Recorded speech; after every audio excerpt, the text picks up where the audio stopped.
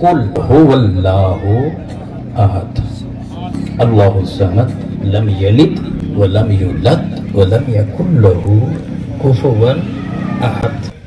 کیا کیفیت ہے اس صورت کے اندر، یوں لگتا ہے کہ ساری زندگی بندہ اسی کو پڑھتا پڑھتا تلاوت کرتا کرتا اسی میں مچلتا مچلتا اور یہ دلوں میں یوں اترتی اترتی اترتی چلی جائے اور اسی کیفیت میں ہم اپنے رب کے حضور حاضر ہو جائیں۔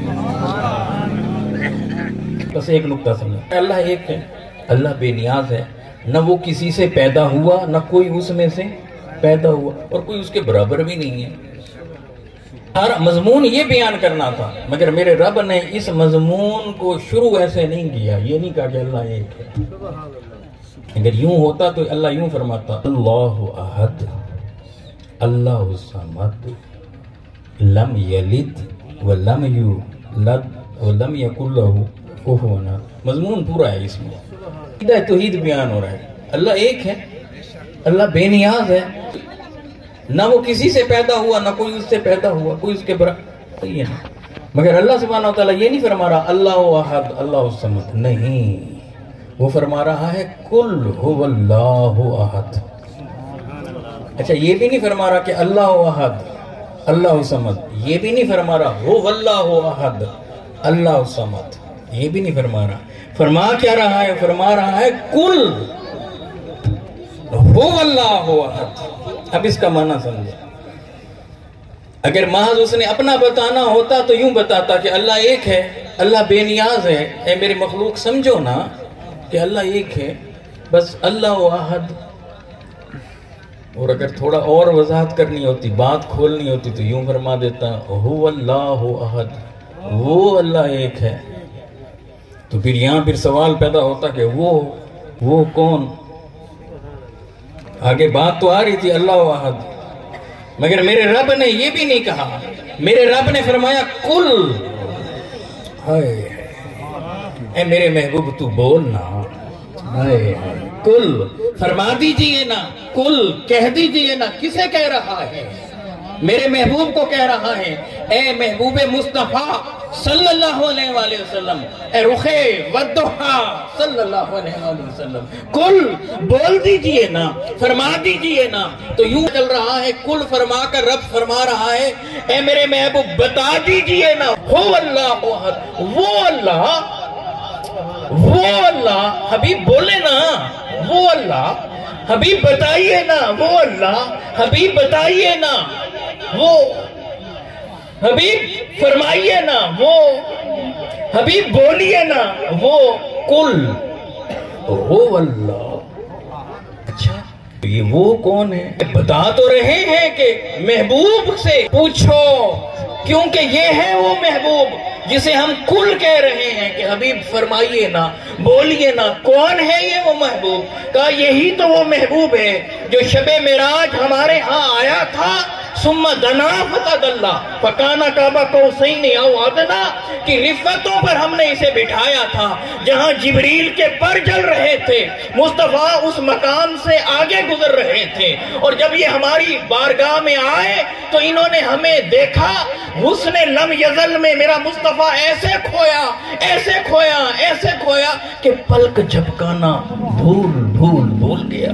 نعرہ تکبیر، نعرہ رسالت، نعرہ خلافت، نعرہ حیدری، سبحان اللہ۔ جب یہ ہمارے پاس ہے ثم دنا فتدلا، سورہ نجم ہے قرآن مجید، والنجم اذا ہوا ما ضل صاحبہ، آئے اترتے تارے کی قسم۔